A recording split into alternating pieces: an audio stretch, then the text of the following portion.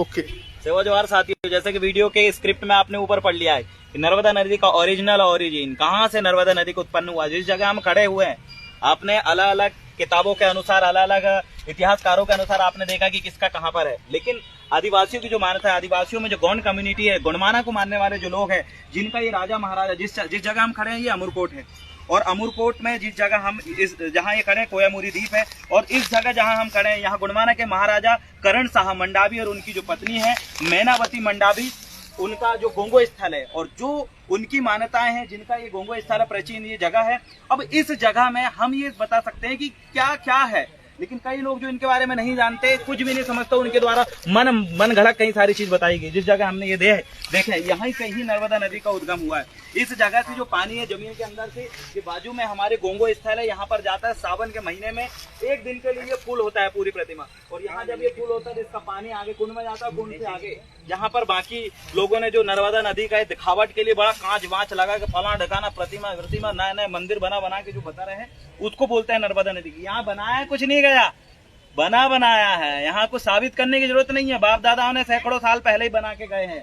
तो ये जगह जहाँ पर हम कुछ बना नहीं रहे, जो बनाया है उसको हम दिखा रहे हैं, एक वो जगह है जहाँ बनाकर दिखाया जा रहा है। ये दोनों में बहुत अंतर है। इसलिए नर्मदा दाई जहाँ हमारे जीवाश्म की उत्पत्ति हुई है, जहाँ हमारे जो जीवाश्म जहाँ मिले थे, हमारी कम्युनिटी के लोगों को मिले थे, उसी कम्युनिटी का एक मैं सदस्य देवरावण वलावी जिला छिंदवाड़ा और कोयामुरी द्वीप गुणमाना लैंड का एक मूल बीज हूँ, और आज इस नर्मदा दाई के ओरिजिनल इतिहास को आप सभी लोगों तक बताना चाहता हूं। इसीलिए जहां पर भी जाएं, किसी चीज की अगर सच्चाई अगर आपको जानना है तो वहां रहने वाली लोकल की कम्युनिटी, उनकी मान्यताएं और उनके द्वारा दी हुई जानकारी, इन तमाम चीजों में आपको फोकस करना पड़ेगा, तब आपको ओरिजिनल जानकारी मिलेगी। अन्यथा कई लोग आते हैं यहाँ बोर्ड में आगे फलाना ढिकाना कौन व्यक्ति है, उनने पूरा उसमें लिख दिया प्लेट में यहाँ फलाना व्यक्ति का इतिहास था। अरे तुम बोल रहे हो, दिखाओ कहाँ था।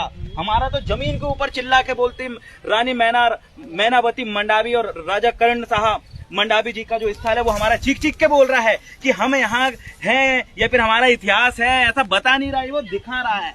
ये मंदिर, ये किला, ये गोंगो स्थल खुद चिल्ला के बोल रहा है कि गुणमाना के मूल वंशजों का ये गोंगो स्थल है, पूजा स्थल है, और इस जगह का इतिहास हमको बताने की जरूरत नहीं है, हम तमाम लोग जानते हैं। इसलिए भूले ना, भटके ना, भ्रमित करने वाले, गुमराह करने वाले, लोगों को बेवकूफ बनाने वाले, धर्म का धंधा बनाने वाले लोगों से सावधान रहे, आगे बढ़ते रहे और ओरिजिनल मूल वंशजों को जाने। और आज इस अमरकोट में आज तारीख है 15 जनवरी 2024, दादा हीरा सिंह मरकाम जो गुणमाना के पुनरुत्थान के लिए जिन्होंने अपना पूरा जीवन समर्पित किया, उन्हीं दादा को आज नमन करते हुए इस अमरकोट की, ये कोट शब्द मैंने क्यों बोला, क्योंकि कोट व्यवस्था, गढ़ व्यवस्था, परगना व्यवस्था और हमने इसमें नार व्यवस्था देखा था। ये उस समय की बात है जब डेमोक्रेसी इस देश में नहीं थी, जब लोकतंत्र इस देश में नहीं था। उस समय ये देश कैसे संचालित होता था, ये चीजें अगर आपको जानना है तो यहाँ के जंगलों में रहने वाले ट्राइब्स जो है, उनकी कम्युनिटी, उनके कल्चर, उनके जो रूढ़ी प्रथा, जिसको भारतीय संविधान के 5वीं अनुसूची के 13(3) का खाम है, जिस रूढ़ी प्रथा को विधि का बल प्राप्त है, जिस स्थानीय कानून की बात किया गया अनुच्छेद 5 में, उस कानून की मैं बात करूं जिसमें संविधान ने भी संरक्षण दिया है, उन्हीं की बात कर रहा हूं। और जिस जगह हम खड़े हुए, इसी को बचाने के पीछे, इनको संरक्षित करने के पीछे उनका एक बहुत बड़ा योगदान है। इसलिए तमाम मूल वंशजों को, जिस देश में रहने वाले, जिनकी उत्पत्ति इस देश में हुई है, उन तमाम लोगों से मैं कहना चाहता हूं कि भटका हुआ ज्ञान मत लीजिए। किताबों में जो लिखा है वो हर कोई पढ़ सकता है, लेकिन जो जानकारी किताबों में नहीं है वो पढ़ने वाला व्यक्ति होशियार है। इसलिए कोशिश करें कि किताबों की बाहर की चीजें एक बार पढ़िए, उनको समझिए कि आखिरकार सच्चाई क्या है। हमारे बारे में सब उल्टा पुल्टा लिखा हुआ है, कोई भी चीजें एक्यूरेट जानकारी आपको नहीं मिलती। यहाँ जो गोंगो स्थल है, इसकी गोंगो कैसे करते हैं, पूजा कैसे करते हैं, इसका क्या पद्धति है, क्या रीति रिवाज है, तो आप जानेंगे कि यहाँ ना नारियल चलेगा ना अगरबत्ती चलेगा। ये वही गुड़ हुम धूप वाली है, वही लुभान वाला स्थल है जहाँ पर हम गोंगो करते थे। लेकिन ये सारी जानकारी नहीं है। अपने स्तर पे नए नए तरीके से इसको डिफाइन करके, मॉडिफाई करके और बढ़िया नए नए दार्शनिक बनाने की कोशिश किया जा रहा है, लेकिन ऐसा नहीं। हम लोग जो हमारे पुरखों ने बनाया रखा है, उसी चीज को संरक्षित करने के लिए हम कदम बढ़ा रहे हैं। इसलिए जिस जगह मैं खड़ा हूँ, नर्मदा दाई को प्रणाम करते हुए, उनका आशीर्वाद लेते हुए, आप तमाम इस नर्मदा को मानने वाले, इसका ओरिजिन को जानने वाले, इसी नस्ल के लोग जिनका जीवाश्म इसी नर्मदा नदी के पास मिला था, उन तमाम लोगों को आज मैं बारंबार जोहार करता हूं, सेवा करता हूं। और आप सभी लोगों को मैं यही बात कहना चाहता हूं कि ढूंढिए अपने क्षेत्र का उस इतिहास को,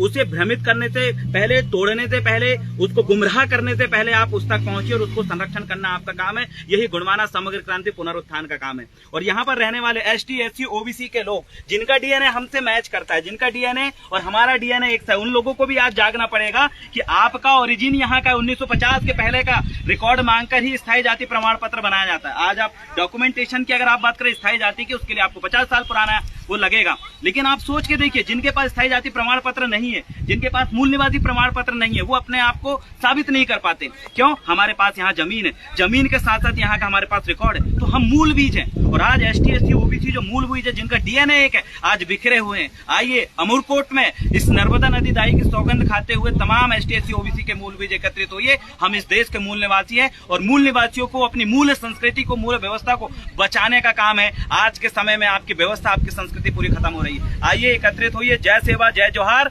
जय गोंडवाना। फड़ा पेंटा, सजोर पेंटा, ठीक हो गया।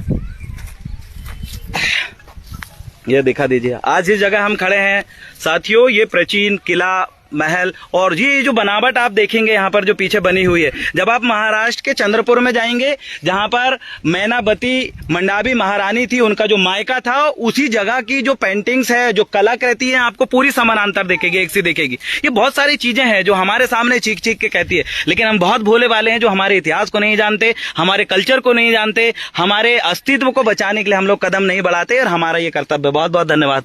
जय सेवा।